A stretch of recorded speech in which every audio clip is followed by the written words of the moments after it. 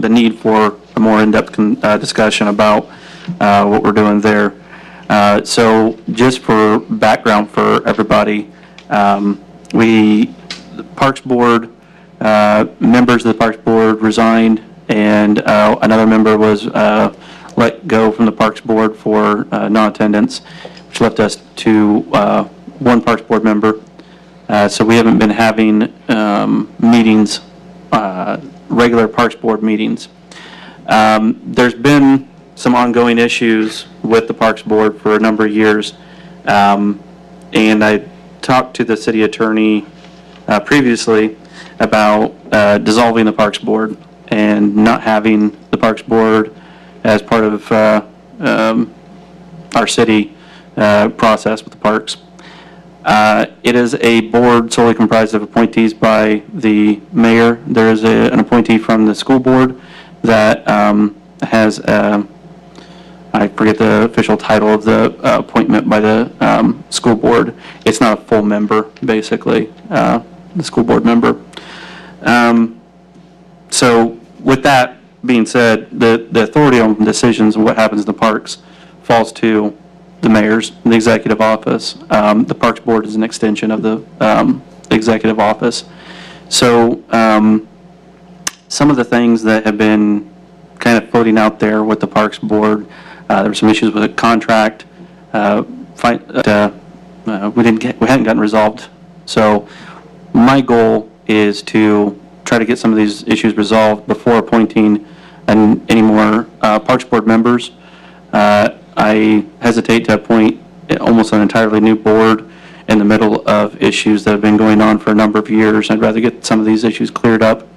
And technically, talking with the city attorney, the issues I believe would be more of just an executive decision, so it'd be the mayor's. But I do want to have any decisions that we have in the parks be in a public forum where we can talk to the public. And that's why we brought these to the Board of Works. City attorney said that yes, the Board of Works can make decisions for the Parks Board in their absence, and there's no issue with that. And like I said, outside of taking it to the Board of Works, it would just be a decision of the executive. But this is an attempt to keep things as open and as public as possible. Obviously, Board of Works, we have city attorneys, clerk treasurer, a board. It is televised on the television with, I'm sorry, Dave, where all is it? It's on the city's YouTube channel, and it'll be on Channel 95 on Comcast. Yeah, Channel 95 and Comcast and on YouTube. So I believe we have a greater reach to the public in this forum too, to be able to make sure that what we do is being put out into the public, whereas the Parks Board wasn't on those media forums either. So with all that being said, one of the things that has been an issue with the parks and the amphitheater in particular is requests for an exemption on the fees to use the amphitheater. And I wanted to have a larger discussion about that because, you know, the city put in a significant amount of money and investment into the amphitheater. And I know that the goal was always to have a place where the city and the Parks Department in particular could raise funds to put back into the Parks Department, have events there in the community. The Parks Board did discuss, I believe, $120 fee per day for the use of the amphitheater. The issue that I think we're finding now is that the only people we're having right now requesting to use the amphitheater are nonprofits, and nonprofits have been getting exemptions. So we're kind of getting into a track where the amphitheater won't be ever bringing in any funds if every event that happens at the amphitheater is a nonprofit with an exemption. So we're going to discuss that tonight, and that's one of the things we'd like to at least get a process for. What do we think is appropriate, when and when not to give a waiver for the amphitheater fees? So with that, I know we have Kent, you were a previous Park Board member, and I know you have possibly some thoughts on that. We have Mike Bell with us But I'm open for discussion on ideas on when and when not to give exemptions for people wanting to use the amphitheater. I would like to hear what the public has to say. Yeah. I mean, Absolutely. I know we had some folks, I believe, from public might have shown up for this, in particular Denise, and if they have anything they want to add to the discussion at this time, or? I'll add, before we get into that, your comment that the city attorney says in the absence of a park board, the Board of Works can make those decisions. And I'm not sure we're in absence of a park board. It's still in the ordinance that we have a park board. It's just that those positions have not been filled. So if we sit here and the Board of Works makes any decisions and the entire authority of these decisions reside with a park board, then any decisions here would be mute, in my mind. Right. It depends upon how an attorney looks at it. Well, That's just my concern before we start, because as long as we've got a park board, that is part of their jurisdiction, not part of the Board of Works. So when you say we don't have a parks board, I mean, in city ordinances, we have a park board, we just don't have members. So. and we do have other boards in the Book of Ordinances that exist in the Book of Ordinances but don't exist because of a lack of membership. It's not the only board either. We have a historical downtown district set up through the ordinances that doesn't exist, and it doesn't have any appointments. So that can be a decision of a mayor to not appoint members, or is that how that works? Or, because I've not seen anything advertised for park board members. I mean, Right. I'm a very simple person. I mean, if there's an opening, you post it, let people interview, and you make the decision and it's on the park board. But that's fine. I mean, I'm just saying that if we go through this and there comes a park board, or there is a park board later, and they want to make their own decisions on what the fee rates are, in my mind, I'm not a lawyer, they have that authority. It's in the state code. So, so a park Yes. board is mandatory in a city? say it again. A park board is a mandatory thing in the city? You have to have one? No, you do not have to have one. There is one that exists, though. It's already been put in place. So, It I mean, I it understand we don't wanna have exists that in, discussion here. no, we can have that discussion here, Kent, but Okay. you're going to have to let other All right. people talk too. Okay. That is in the Book of Ordinances, like I said, and there's other boards in the Book of Ordinances that also exist that may not be a functioning board, like I said, with like the Historical District Board, that does exist in the Book of Ordinances. Ultimately, the decision on the parks goes down to the executive, which is the mayor's office. The Parks Board is an extension of the mayor's office. An advisory. I don't know that it's an advisory committee. They do have powers outside of an advisory committee when they are established. So, and like you said, this is coming from attorneys saying that, yes, this is fine. Now, like you said, somebody could sue and say, I don't believe that's right. A decision that was made there wasn't a legal decision. They would also have to show cause that it affected them and disaffected them in a way that caused harm, take that suit to court, and argue that point in a court with attorneys on both sides and have a judge decide whether or not, I mean, you can do that with literally anything that any board decides. You could go that same route. So yeah, could you take it and make a legal case out of it? I don't know that you could, because you have to have cause in a case to bring a case, and I don't know how a decision on the board would give cause to an individual to do that. But outside of that, yes, if in a few months appointing a parks board, you're right. A new parks board could go through and say, well, this is what we want to do, and it could be completely different. And then that would be what the new policies are. My goal is to try to get policies in place so that we can actually answer people's questions now, instead of appointing an almost entirely new board and throwing them in the deep end of the pool and say, we want you to come up with effective policy that has years of background that you need to be caught up on right now to make decisions for people right now. Because at the end of the day, if what we want to do is serve the public, and we want to get answers to people, I don't think we should be fighting so much on who has the right to make that decision. We should be getting people answers so they can utilize our parks. And that's my goal here tonight, is to get some answers to people so they can utilize our parks instead of getting into the weeds of, well, could you make a legal argument against this or that? And I think that the better use and the better direction for our city is say, okay, let's try to get up some policy that sets some groundwork for how we're going to do Only some of these groundwork. things. Yeah, and groundwork. And like you said, if we appoint a Parks Board and they come up with something different, then yeah, absolutely, the Parks Board, it's their prerogative to change those.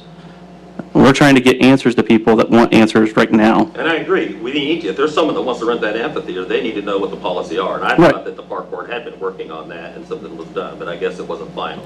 When I we reached want- out to we want Tammy, to get the decisions out there, but how long have we been without members on the park board? 3 months? I mean, in my opinion, you're like trying to circumvent the park board by not appointing members to the park board so that you yourself can make these decisions, which should be made by members of the community that are serving on the park board through city ordinance. So it seems to me like those are the people that should be making those decisions. So why are we in a rush? I'd say, if you want to have an emergency meeting and someone wants to use the amphitheater, I want to see it used. I live across from it, I see it not being used. I want to see it used.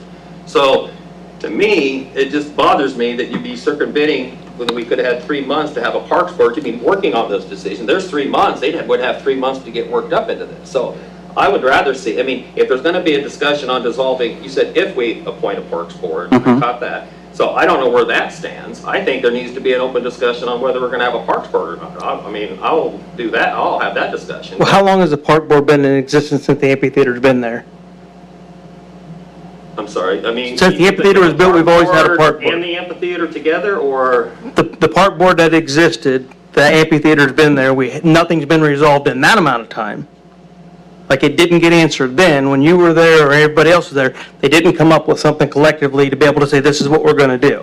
So in that amount of time, it didn't happen. So this is kind of a thing to let's start over, because instead of throwing a bunch of new people into the mix, come up with something, a baseline to start with, and then let everybody collectively tell us what's the best way to do it. The Okay. discussions you're having here could be done the same with a parks A board. brand-new park board that doesn't. Yes, Right. yes. I'm Well, a- you weren't on the parks board when they were having those discussions, so you're new to the thing too. I mean, technically, as far as making those decisions. no, not really. I wouldn't say that at all, because I have weekly discussions with the members of the parks about everything they do in operation. I have more in-depth contact and more in-depth conversation with the Parks Department than anybody on the Parks Board. So to say that I'm new to it too Well, I wouldn't be don't true want at to say all. new to it. Obviously, you are. I mean, you are, you know. I mean, you were the Parks Department's budget is crafted by myself and the clerk treasurer, and then we, in conjunction with the department heads, that we then take to the Parks Board for review. So, I mean, every bit of the parks it starts in the mayor's office with the budget. So, I can tell you, I had pretty intimate knowledge of what's going on in the parks, and not to mention the weekly meetings I have with the parks members. But I want to give someone else a chance to talk to. So, I'm Hi, sorry. Mayor. My name's Kim Wooster, and my husband Tony and I, just give you a little background, we're lifelong residents of Peru, with the exception of, we spent the last 3 years in Minneapolis, Minnesota. Just moved back in November. One of the reasons why we moved back, one of the many reasons, was obviously family. All of our family is from here, and we love Peru. One of my most interested is the park. I see a vision for this wonderful park that we have, and I'm very much interested in whether it's the Board of Works, Parks Board, whatever, in being a part of that. I definitely have an interest. I have ideas. I have, maybe not all kinds of background in a park per se, but I do have some background in business, in management, and things like that.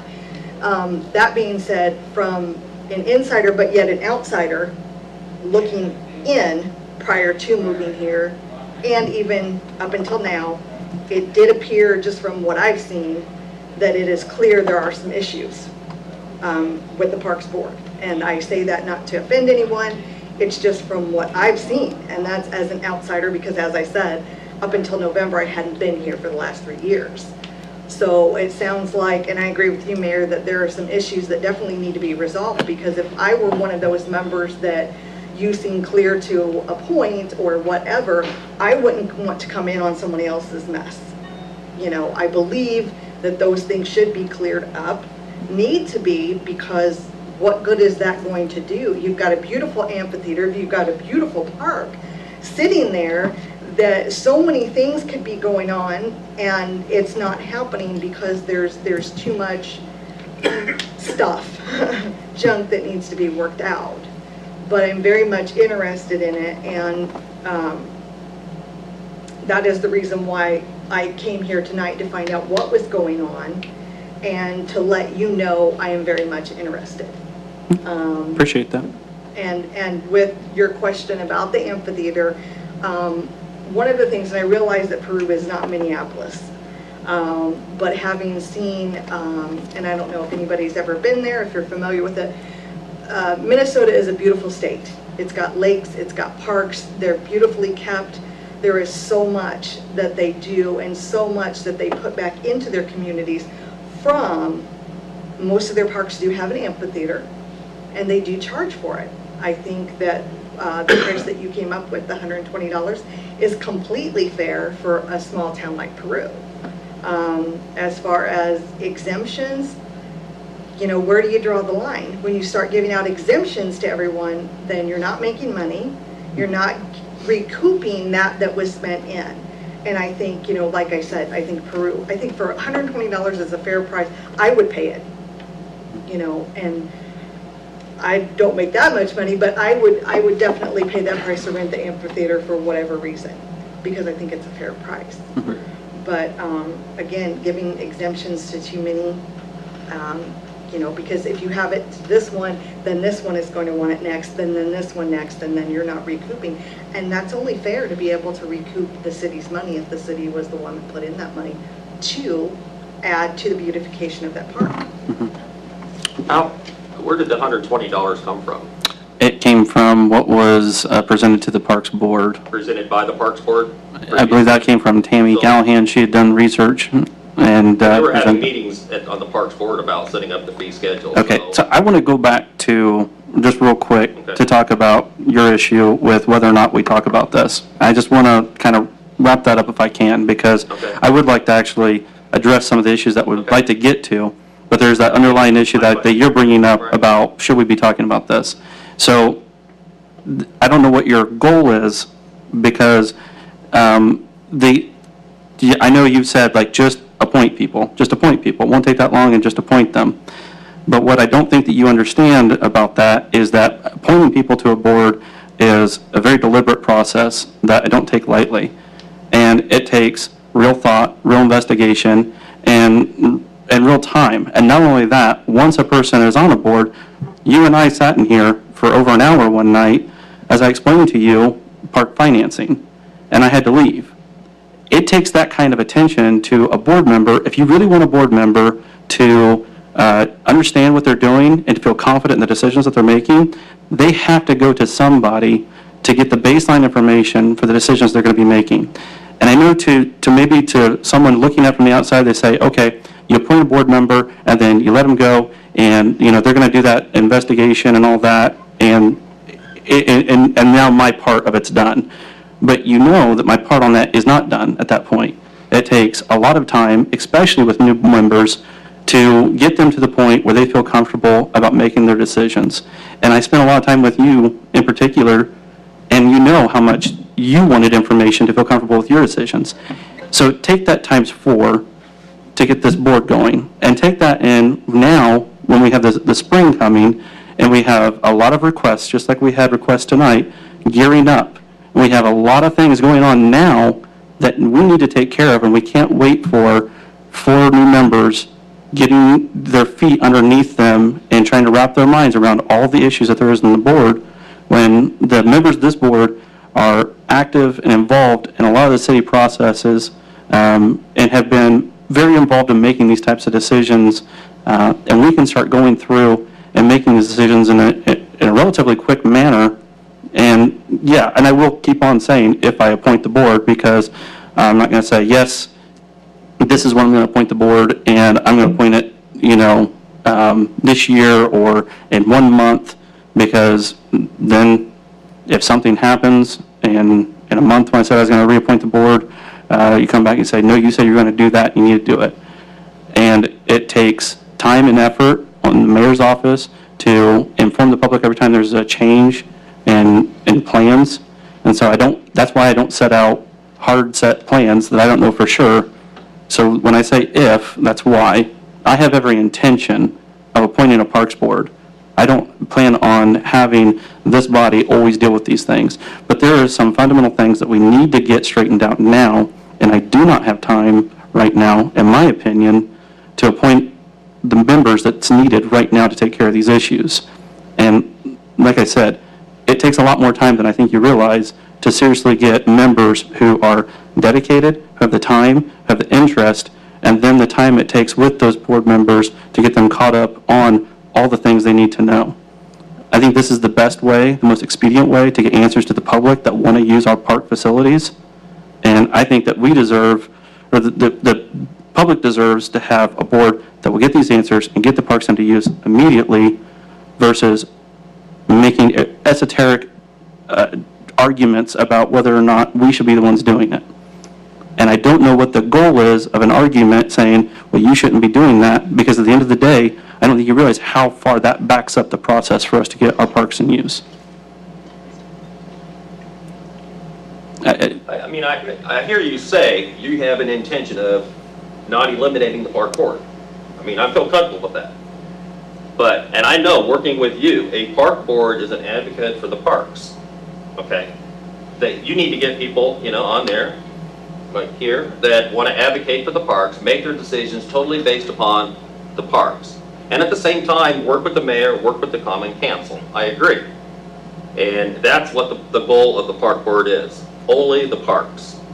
But I guess again, I'll go back to my concern. You said you start that process. At what point will you start that process? So, I mean, like I said, there's been 3 months. What worries me is, as the Board of Works continues to make these decisions, there may not be a park board, and we need to have that discussion if that's the case. So, You're right. I don't want to, and I know you're, and right. You know, park, and you know, I And know so, that you do this, let you know, me a stop you park right there. board- Let me stop you right there, okay?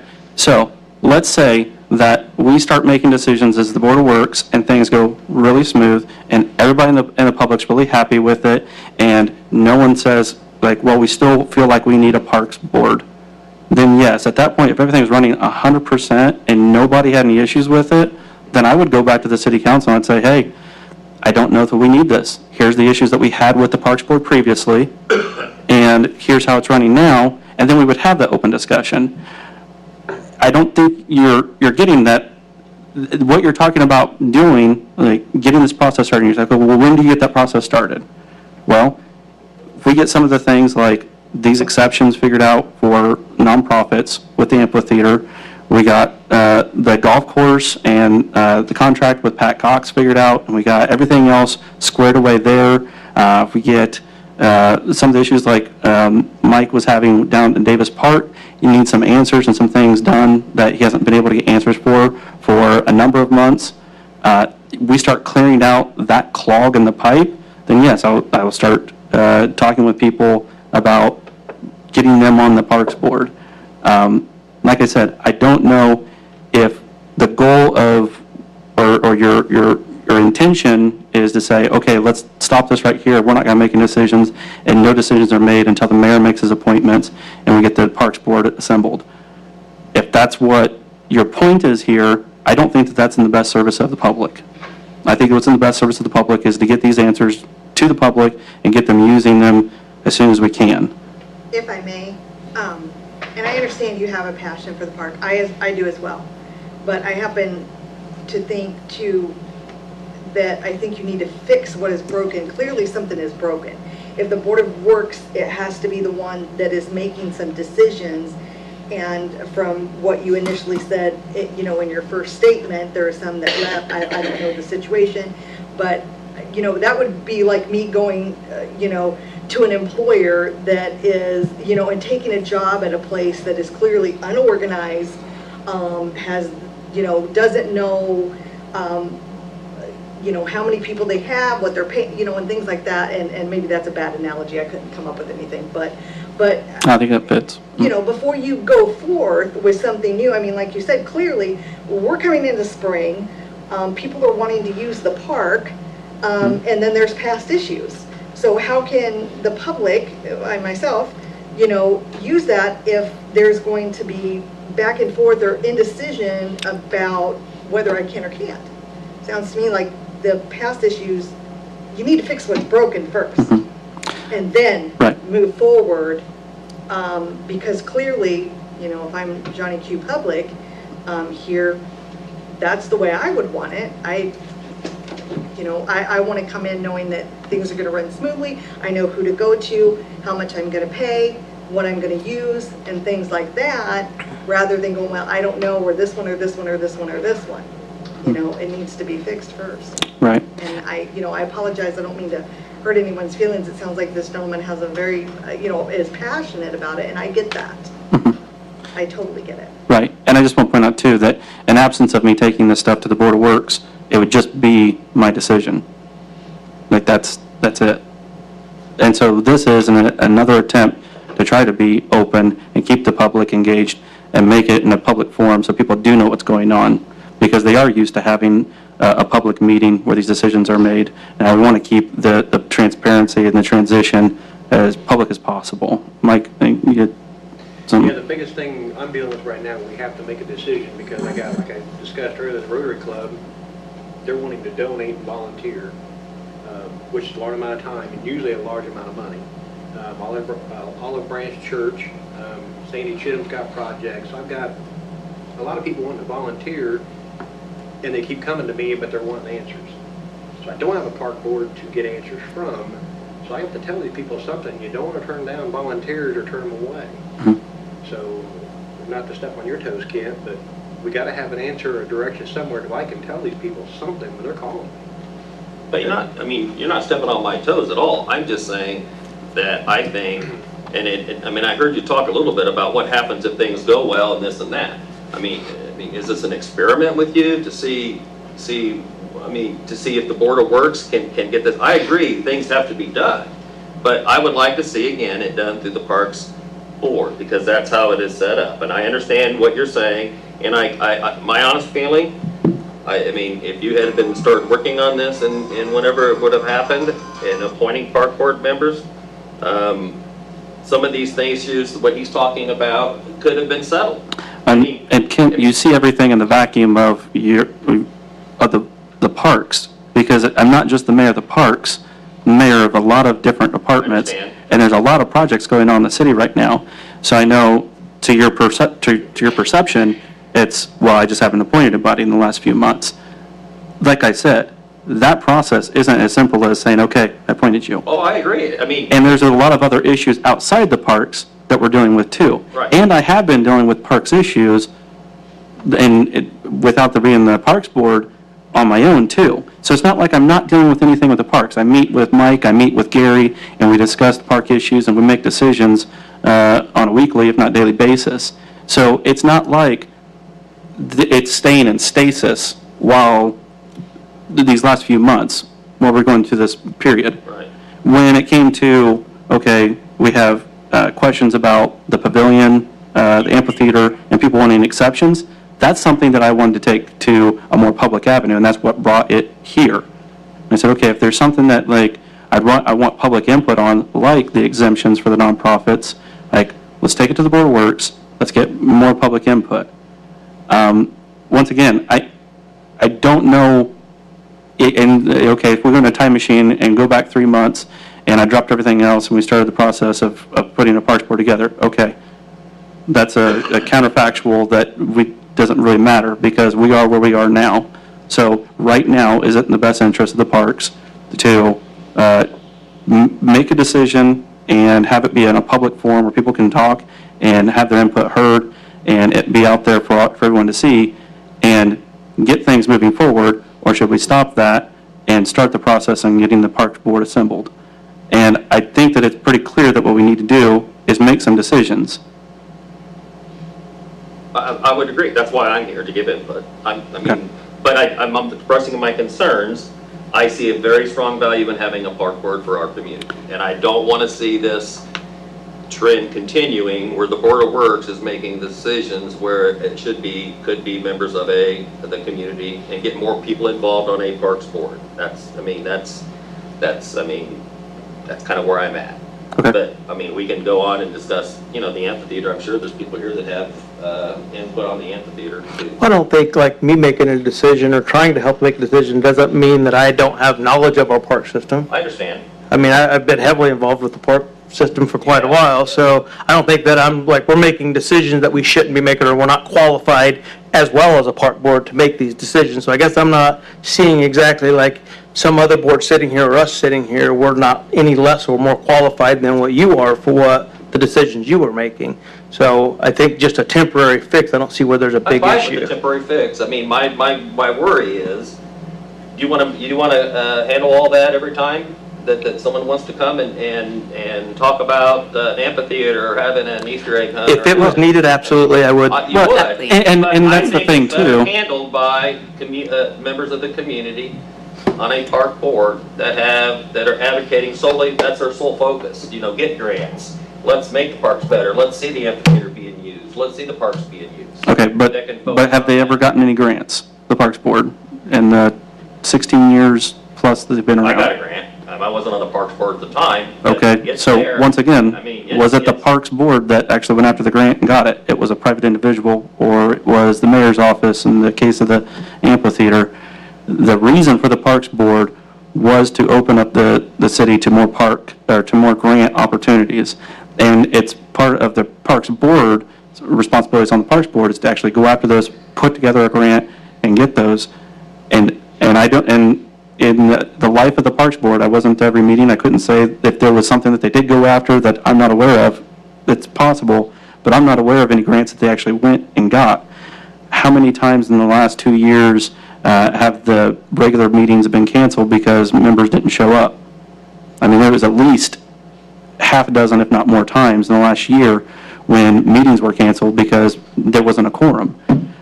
There was issues just like this that were not being answered through the Parks Board. And I know there were certain members on the Parks Board that brought up the issue of, hey, nonprofits or these exemptions, we're doing these a lot, and I don't think it's right. There was members of the Parks Board that expressed that every time it got brought up, but there was never any kind of policy that was made according to that. Dr. Quinn was the one, you probably remember, he had an issue with that a lot of times.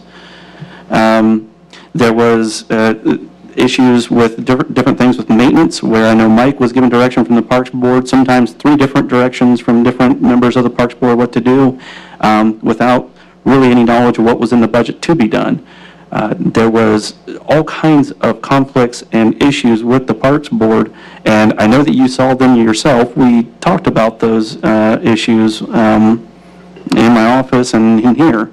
So, once again, I just want to kind of put that to rest, at least, it kind of have some general consensus of, okay, we are going to move forward and do this, because I don't think it's in the best interest of everybody to say, well, there's a big question out there of is this even right to be doing? So that's why I want to try to address that and have that out there as being addressed before making some of these decisions. And I know we could all go on for a very long time in the meeting to discuss that too. And so I do want to put some limit on how much. I don't really necessarily want to bring up discussing the park board, but we could go on. I mean, I attended many park board meetings before I was a member. You attended more meetings than the members did, Well, so that's a And fact. I'm just going to say, I mean, from what I saw, and let's say there was some dysfunction. And one thing that I got on there, I mean, they didn't have a focus. I wanted to get a mission statement. I mean, I hate mission statements because I was a teacher and I had to do them. Oh, God. But they didn't have a mission. It felt to me like they were making decisions based not on, there should be a mission with objectives of what our parks are. And when you go to make any decision, you go to that mission statement. You don't go to what your best friend says or what this says. It's what is our parks about. And I think part of that, like you said, there was some things going on. And I mean, I didn't last long, and it sounds like she's interested. I'm going to throw my hat back in there again, because what I'm seeing going on here, I will write grants if I'm on that park board. I mean, I'm thinking, someone told me today there may be grants available. I see that creek down there, and it's being eroded out, trees are roots. If there's a grant available to come in and get that fixed, I'll write it. I mean, if that's what it has to take. Right. Because I'm passionate, so. Yeah, absolutely. So, I just, I mean, I don't, you weren't about my goals, my main goal is I don't want to see the Board of Works, just make it simple, circumvent or replace the Parks Board. And if it's going to happen, I want to have a discussion, and that's all. So, If you kind of bottom line what's going on here right now, we need somebody to make these decisions right now. We're Right. coming into the Okay, season. right. We need fees for the parks and all that. We need something set. So we can't have the public coming in and everybody going, I don't know. The park board pretty much resigned themselves. Nobody's saying we're not going to have another park board. Right. What he's saying is that we're not going to have it tomorrow. And even if we did get one in, put one fully in place tomorrow, by the time they got fully spun up to where they were actually making informed, intelligent decisions for our parks, we'd be well into June, July, August. We can't have that. We need this now.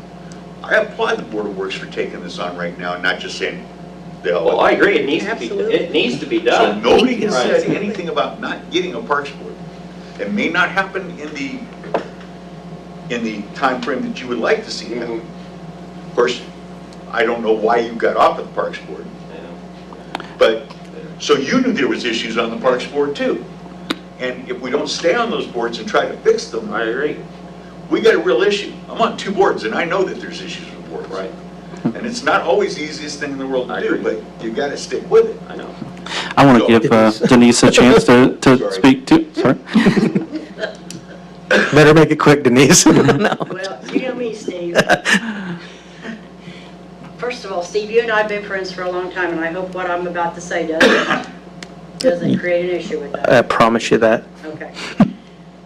Steve and I had a conversation the other night, and it was indicated that the Parks Board has already been abolished.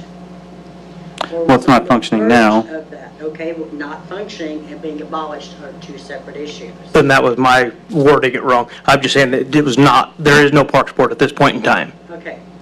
Something I want to say to you, Gabe, Mhm. is that because the people who have been there in those positions doing what they have done does not mean that the people who you may put in there may not do a different job. For instance, because our last mayor made a lot of mistakes, should the city have said, because Jim screwed up a lot of things, should we not have put another mayor in there? Should we have left the mayor's office open? Should we have not trusted to put you in there? See how redundant that sounds? See what Yeah, no, I get your point, yeah.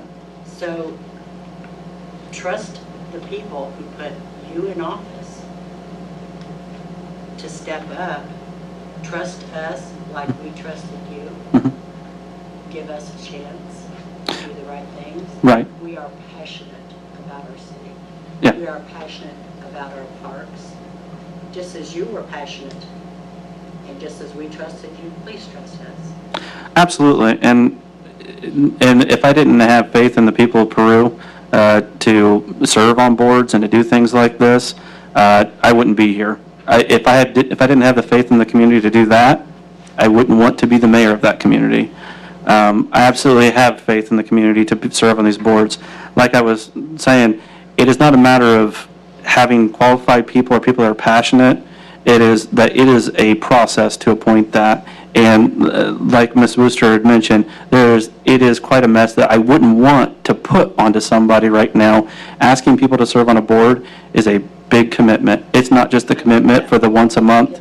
It's the commitment of going out, doing your own research, coming to my office and talking to me about, hey, what's in the budget? Hey, can you find this document that what they did in the past?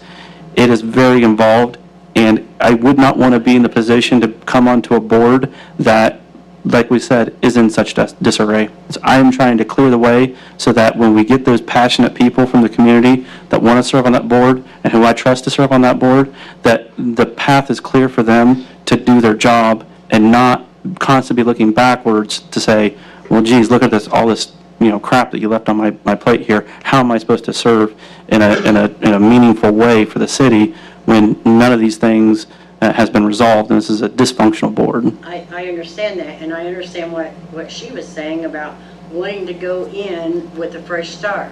On the other hand, when you're hired to do a job where someone else has left a mess, and you go in to clean up that mess, that cleaning up that mess is a learning process. Oh, absolutely, yeah. And so, I don't think we're ever gonna clean it completely up. I think we were just Yeah, trying to get some We'll leave plenty for clarification on a Ms. couple. Worcester and whoever else, you know, that might be on the board. We'll leave plenty for you I'm gonna guys. put my hand up for Uh-huh. that too, because you know, I mean, Mhm. you haven't known me for a long time, but I think you know that when I step up to do something, Mhm. I put my whole heart into it.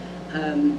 But I'm asking you to not clean it all up and let that become part of the learning process. Okay. You know, when you go to replace this board, why would you train these people separately? Do it together. You know, Well, and do it that's a together. possibility, but, and then, I mean, that opens up some other issues too, and the fact that you'd have multiple board members in you would have to do it in a publicized meeting, because then at that point you would have a quorum. But, I mean, that's kind of getting into the weeds of the issue, but yeah, we could do it all at the same time, but at that too, one-on-one, it goes quicker, and you get your answers and your questions out there and your answers quicker. One-on-one meetings too, so there could be some pluses to one-on-one meetings and one-on-one, talking with people on boards, but absolutely, I think there'd be benefit to having a larger group discussion and group learning when it comes to that. I do somewhat disagree. I agree with a lot of what she is saying, but I disagree with one aspect of it. You know, and I realize it, you know, when you go into a place, whether it's a job, whether it's a board, whatever it is, you know, there's always going to be some kind of issue. It's just human nature. Right. People are people. You get different personalities together. So I get that, and you're right. It is somewhat of a learning process. However, just from me sitting here tonight, not including, you know, the other things that, you know, and you get a lot of stuff that's out there. Some of it's hearsay, some of it's rumor. You know, social media can be evil, it can be good, you know, depending on how you look at it. But just for me sitting here tonight, me personally, it would be irresponsible of the mayor to take somebody new and put them into this mess right now. Oh, I agree, it would a total mess. It would not be The a total learning mess. process. I would go, you know what?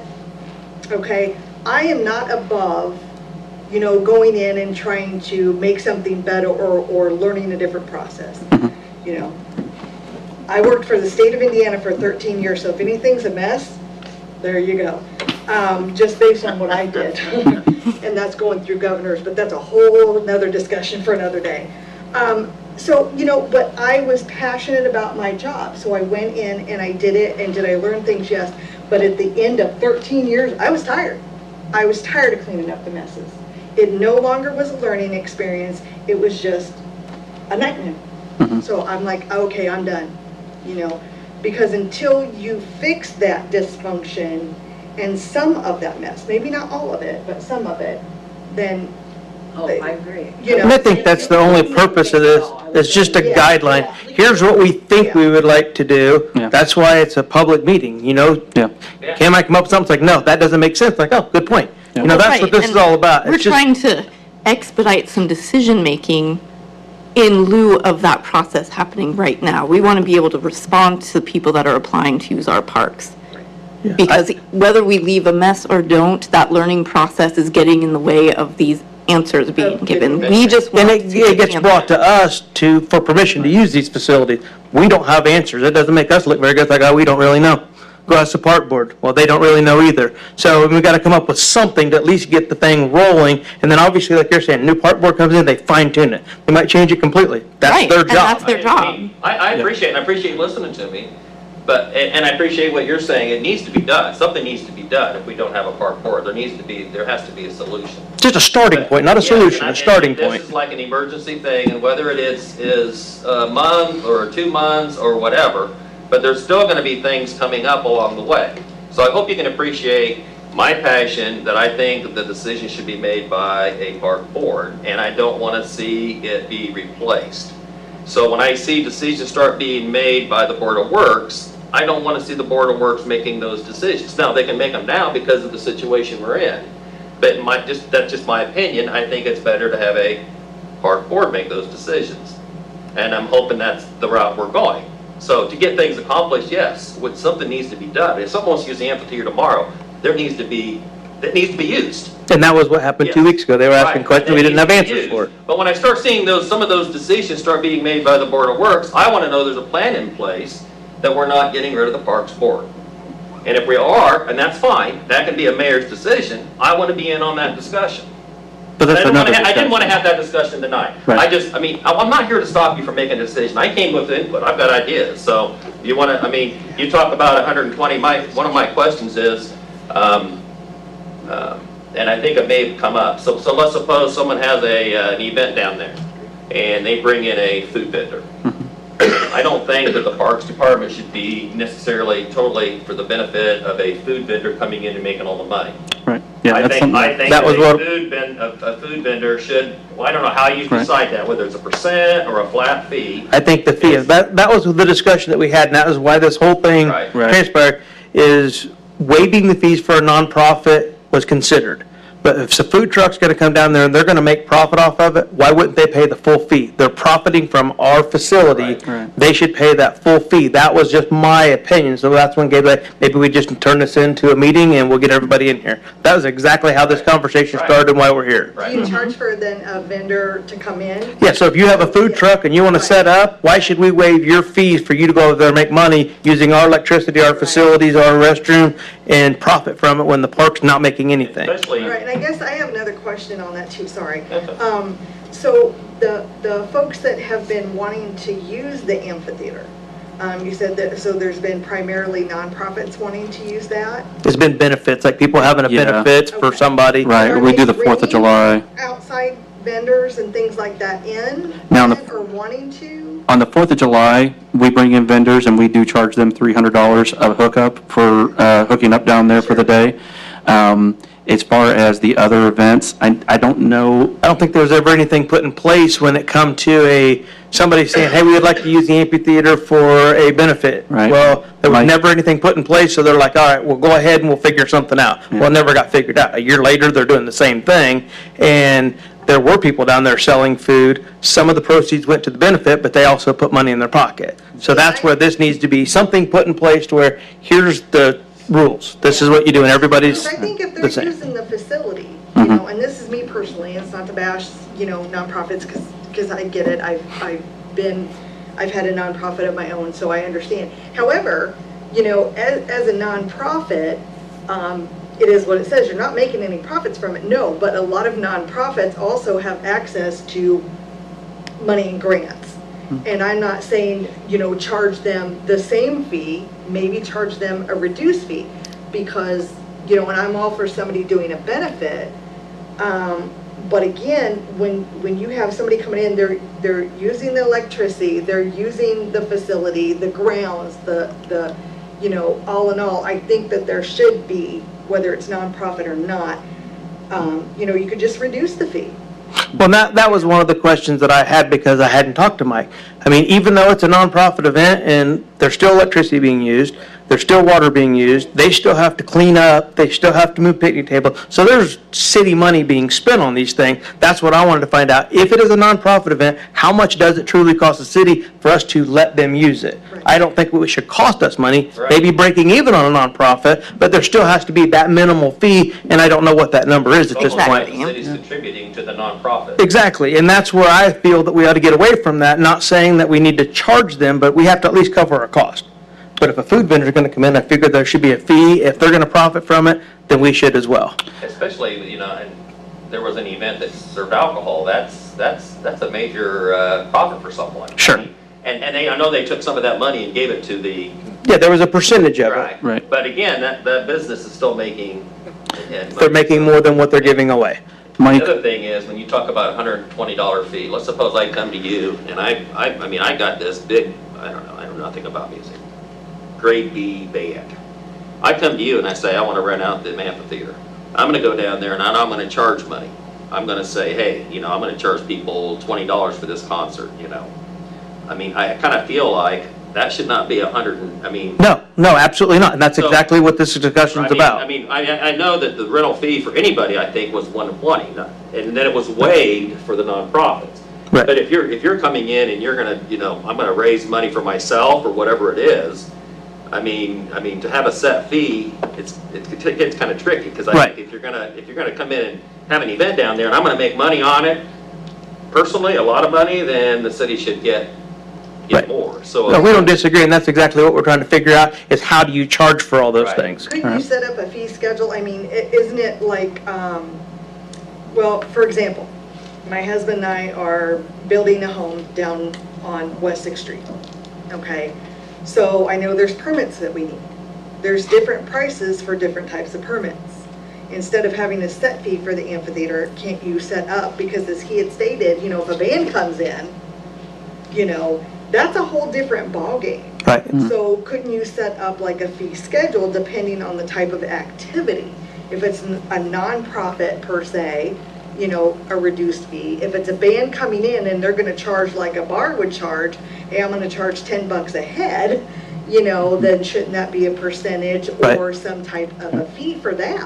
And that's what we're working on now. That's exactly what we're trying to get. It's like, Well- each thing is kind of different. Yeah, and my thoughts are, it makes a lot of sense to do a percentage, but I have no idea how you would enforce that. You know what I mean? Like, that makes a lot of sense to do. Right, because you have to have some kind of mechanism to know, is it going to be in good faith, what you reported that you made, and we take a percentage of that? I just don't know. How do you set for, and if it's a small local band or it's going to be KISS, you might have different fees there, and I think, like I said, a percentage of what they bring in would be a good starting point, but how do you? How do we monitor that? Yeah. Well, I think that, as you're doing these things at the park, okay, hopefully it'll increase the number of people coming into Peru when they see you've got, this beautiful park, it's got an amphitheater, hey, I can do all kinds of things here, and everything. But then by the same token, maybe it does need to be monitored. Maybe there is somebody that, whether it's a volunteer, whether it's somebody from the board, the parks department, whatever, that would be the one saying, okay, you can come in, you can have your band here, okay, let's sit down, you meet with them, you talk and you say, okay, how much are you gonna charge? How much, how many people do you expect here? And then you have somebody from either the board or, whatever entity it is, take control of that. I don't know if you can or not, thus assuring that you could get the percentage. Well, and I feel that no matter what And we, it should be monitored anyways, because it's a nice place. I think even wherever our starting point's at, if we say, okay, nonprofits are this, food vendors this, but if this park continues to grow like we hope it does, I mean, the whole purpose of putting an amphitheater in there is to be able to get bigger events, and where that's going to change over the years. If you've got bigger bands they're making $20,000 off of it, we can't keep that $120 fee. I mean, but learning how we do that, far as monitoring it, that might be something that you grow with. I don't think that we're going to have to worry about that in the next 6 months. Right. But it is something to think about. I mean, there's got to be a plan put in place that you're going to grow, and how are we going to grow, and how's it going to work? Right, because when you go to a place, and I use a bar as an example because it's the only one I can think off the top of my head, but when you go to a bar and they charge a cover charge, they're charging that to cover that band that happens to be there, because 9 out of 10 times when you go somewhere and they're charging a cover charge, it's because they have a live band there. Yeah. So it's not the band, it's not somebody from the band sitting there at the door collecting that money, it is the owner, Right. or worker. And the issue that I see in my head with that is, with the amphitheater, you don't have a door to go through to get into it. True. And it is very porous as far as you have the whole lower MAC around Yeah, it. but it's not gonna be. True, my thought. And down the road, that's something that needs to be addressed. There needs to be a fencing along the wooded area to where you can bring in temporary fencing along the road. They do it at events all the time, bring in the temporary fence and funnel people through it. I mean, it can be done, but that's something that, hopefully there's enough money generated where you can start putting fence up. Yeah, I mean, I don't know how you do, I mean, talking about a graduated fee, is that what you're looking for tonight, or you're gonna Well, say, but. just a starting point. I mean, Yeah. Just a- another question I had along those lines, and maybe Mike can say, to me, and I felt this way when we did the movie night or whatever it is, that money that you raise, obviously it has to cover the electricity and all that stuff, but it would be nice if that money went back into an amphitheater fund. Obviously, that area Absolutely. down there is not completed. There's a lot of things that can be done to that. Right. So where does that money come from? And I know how your budget works. I mean, just like the Easter egg hunt, there's no money in there for that. You have to work with the community. So as the community works, some of that money would be nice to go into whether I don't know what you call it, non-reverting or whatever it is, so that those improvements can be made to the amphitheater as it keeps getting better. I mean, I don't know if there's any money, there was some type of community fund, wasn't there, at some time? And I don't know if there's any money in it or okay, I don't know. There was a, But I think some of the money that if we're gonna use the amphitheater, whatever that, go pay for electricity, how you determine how much electricity and how much Right. labor, but it'd be nice if some of that money went into. I think the majority of that money needs to go into a fund to continue to upgrade the park. Upgrade, yeah. I mean, it doesn't need to go into the general budget. I think it Right, needs to that's go right, into a yeah. park fund earmarked for amphitheater, so when you have a goal in place, say, the restroom's the first thing we want to fix. The first $10,000 goes in to fix the restrooms. And that is we can part of get the a, amphitheater down there. we can get a sign down there for Carrie and First Farmers. It's been long overdue. By the way, I did see that down there. It's down there now. It was- Oh, we do have it down there now. Yeah, I Nice. drove by there and I said, what is that? I drove up and. Yes. Because it is First Farmers amphitheater. They did pay for that. They have name. naming No one- rights. No one sees it except the dogs and stuff, but. It's pretty good size. It actually looks really nice. Good. So, yes. But yeah, there needs to be, and that's where the funds come in. That money needs to go into something to where we can continue to upgrade. And then the park board or the whole park system has a goal. Here's our first, thing we need to fix. We were down there for an event. It's dark back there in the back. There needs to be some lighting.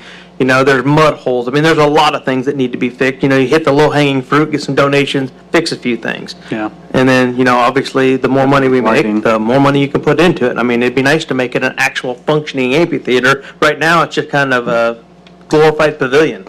It's not done right. The bathrooms don't work right. It doesn't function well yet.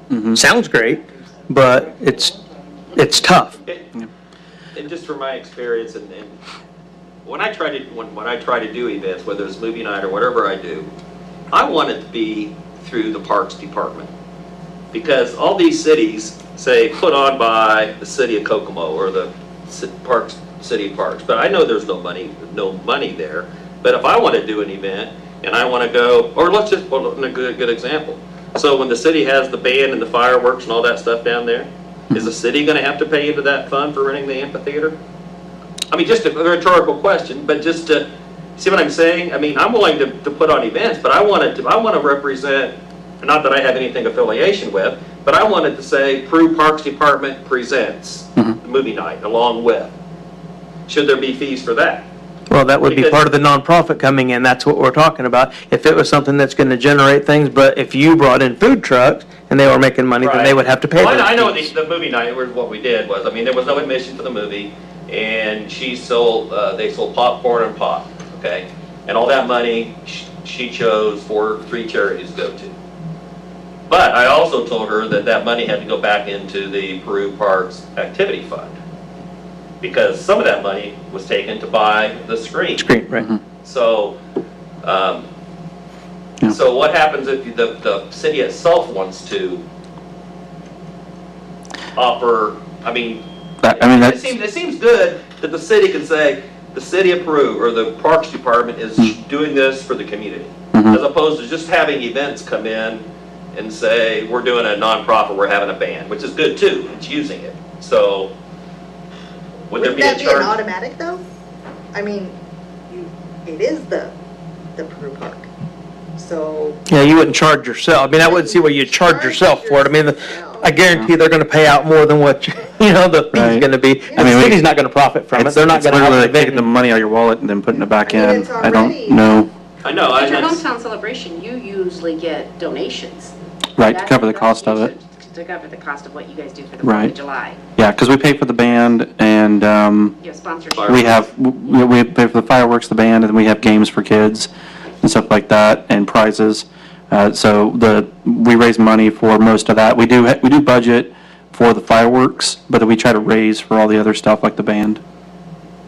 And I want to try to, because I don't want to this take up too much, I want to get back to, because I think the biggest issue at hand is that we have a request from a nonprofit for 4 days of use of the amphitheater, and they are asking for an exemption. It's from a church. And then we also do have a request from another nonprofit who is for the families of the prison workers.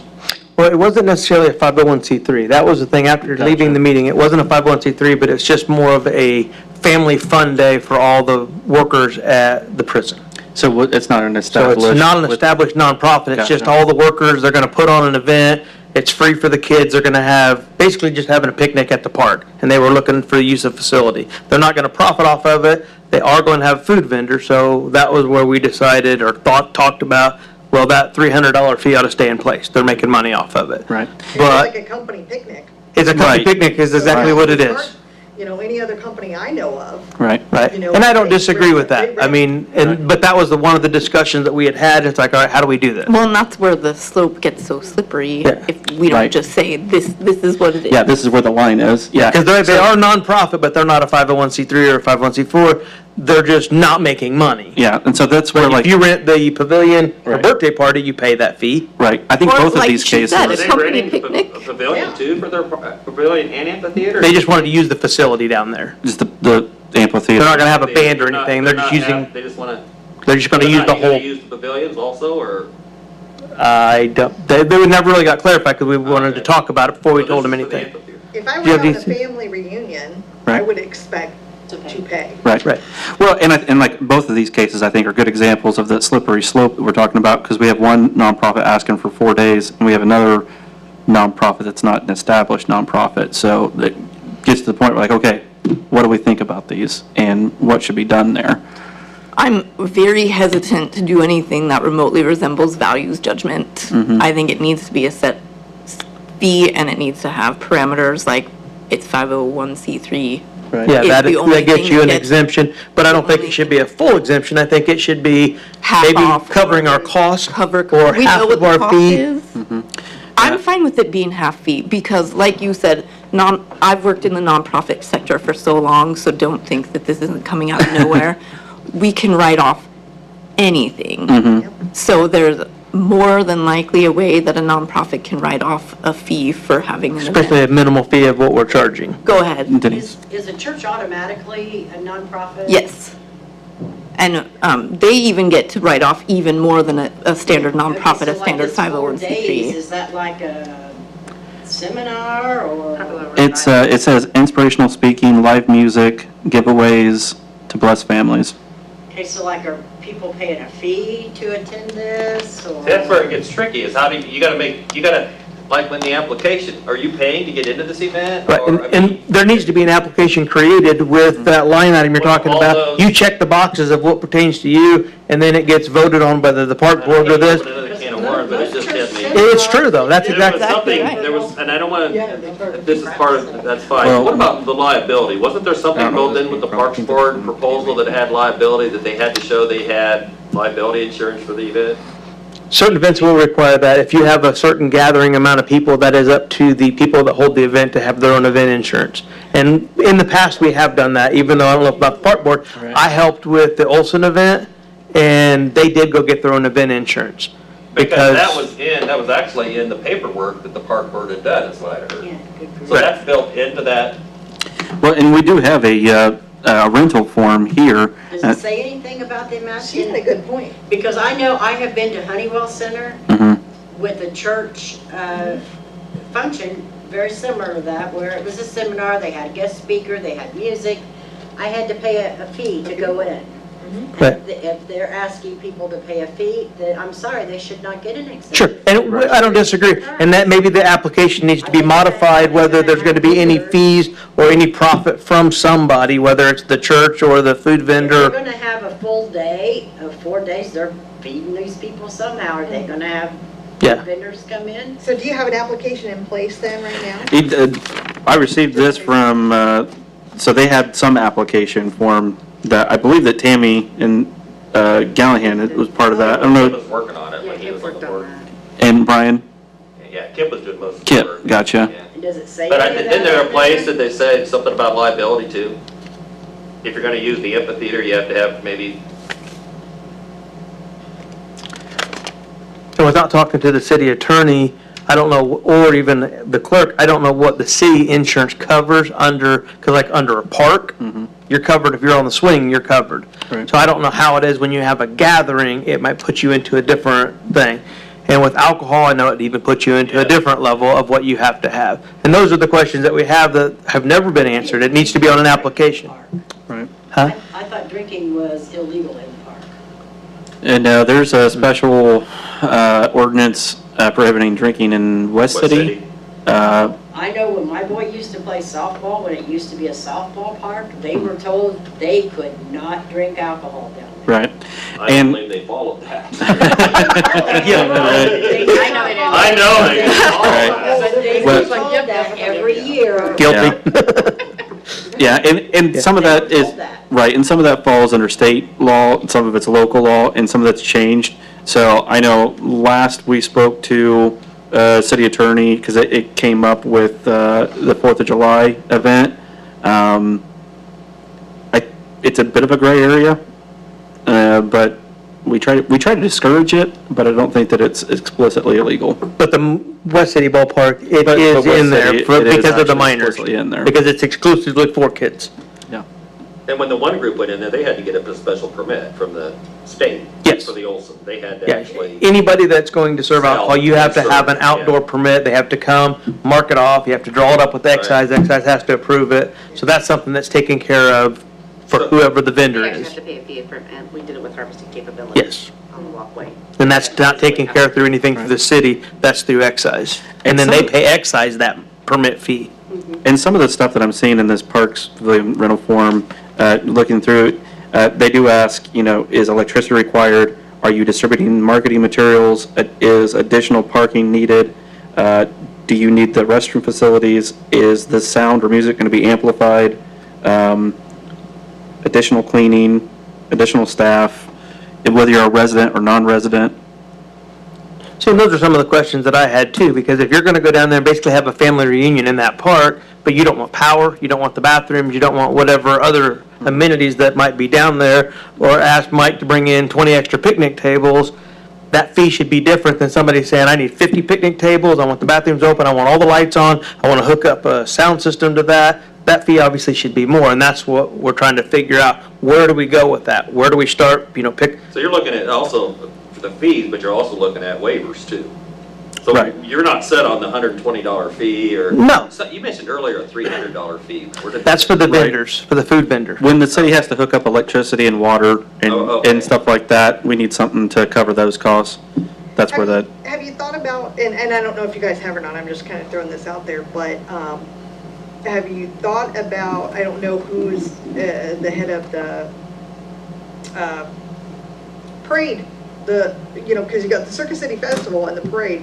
I know when I had worked out at the Circus Hall of Fame, and you brought a trailer and to sell anything, whether it was food, whatever, you paid a certain fee, and then, has anybody thought about contacting them? They would probably be a great resource that could give a lot of ideas on what they charge, because they go by, Right. its size and things like that.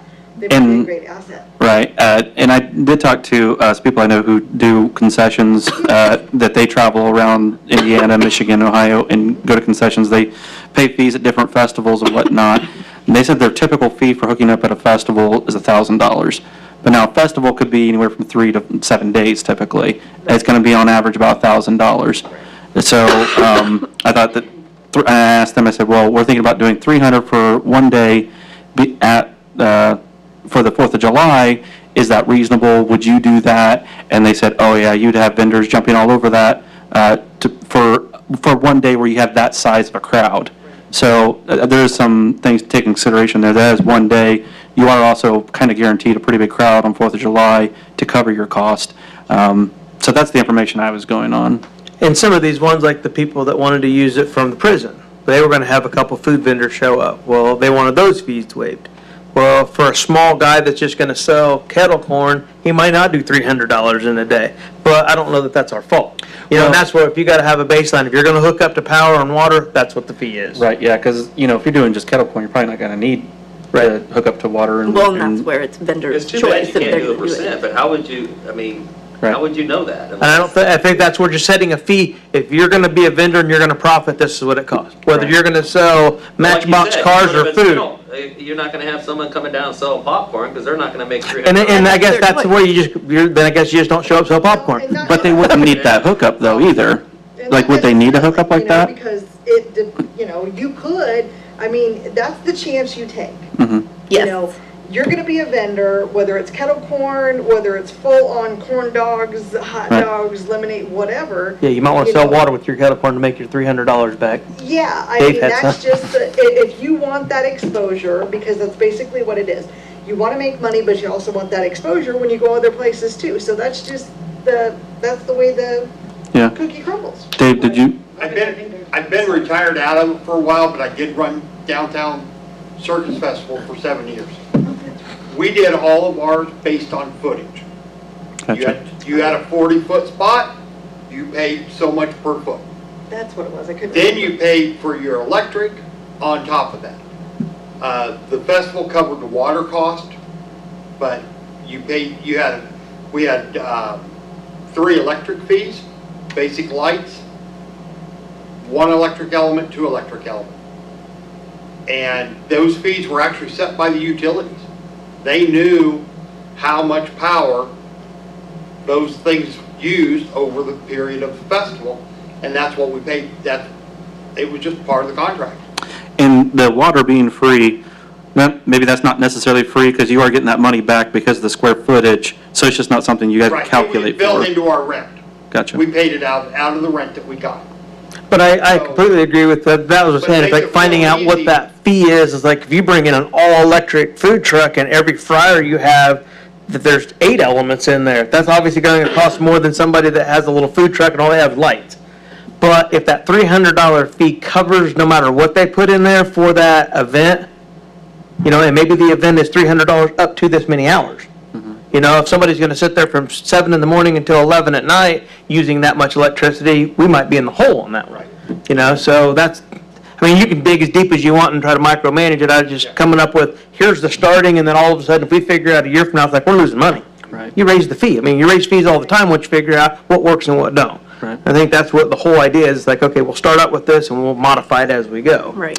Mike, I was wondering, with the other events, like the fundraisers that they had, because obviously the city, we were charging that 300, and that was through the mayor's office, but do you know any of the other events down there, if there was a charge for their vendors when we had them before? None of them I've been to, they've charged. Because they said they were for a nonprofit, they donated a percentage of the money back to the event, so they all classified in one group as a nonprofit. Well, the event might have been, but the food vendors were not. They actually did profit from it, so. Carrie, did you? Have we got a chance to actually research other communities that have the amphitheaters to see what also they're doing? I mean, it may not be exactly the same. Right, instead of reinventing the wheel, talk to somebody that's done it for 20 years. Well, and really, because like Kip did, and I know Tammy, she also put together, and so the forms that we have are based on, and their fee schedule is based on the research that they did. Okay. So we do have like a baseline of that from the Parks Board. Yeah, and I mean, I've been saying a lot of things about the Parks Board tonight. I'm not saying that the Parks Board never did anything good. Obviously, they did do some work, and there's plenty of members on the Parks Board that put some due diligence in and tried to make things happen. So I don't want to disparage or ignore that. I think that just needs to be fine-tuned. I Right. think, like, the question is, are you going to profit from it? Right. What type of electricity you're going to use, whether it's a 1-element, 2-element, just lighting, and then have a schedule for all of those things. A lot of it is on there. For-profit check. I think the things that I haven't seen that I have big questions on are, what's the hookup fee for the vendor? For if they get electricity, water, do we want to break that out into square footage or anything else? And then also the exemptions for the nonprofits. I think those are our 2 biggest questions that was left To unanswered. get started. Right. Because I think a lot of stuff, as far as wanting to have this stuff on the application, we actually have a lot of stuff on the application as far as you got to tell us all of this stuff. Like I said, my big question is, what do we say to people who want exceptions on the fee? I think that's really what we If need you're to a find out. 501c3, does everybody agree if you're a 501c3, you don't pay for the rental of the facility? Not just a I'm fine with nonprofit. the city breaking even, but. Well, yeah, well, How do you- Right. We could determine what it's gonna cost, what you were gonna say, the cost of the city Right. Mhm. for the electricity or whatever they're using, so the city doesn't. Well, and that would depend too. If you're a nonprofit and you want to come down there and not use power, well, that really doesn't cost us anything. Right. Other than, I don't know how much extra Mike has in cleaning up, moving picnic table. You know, after everybody's done, they shift everything around. If you've got hours in that, it'd be nice to know. It's like, you know what? Every event, I probably have 5 man-hours in fixing it back to where it was at. Well, those fees need to be added into that. Yes. And that be our minimum, that would be our donation, is everything other than that amount.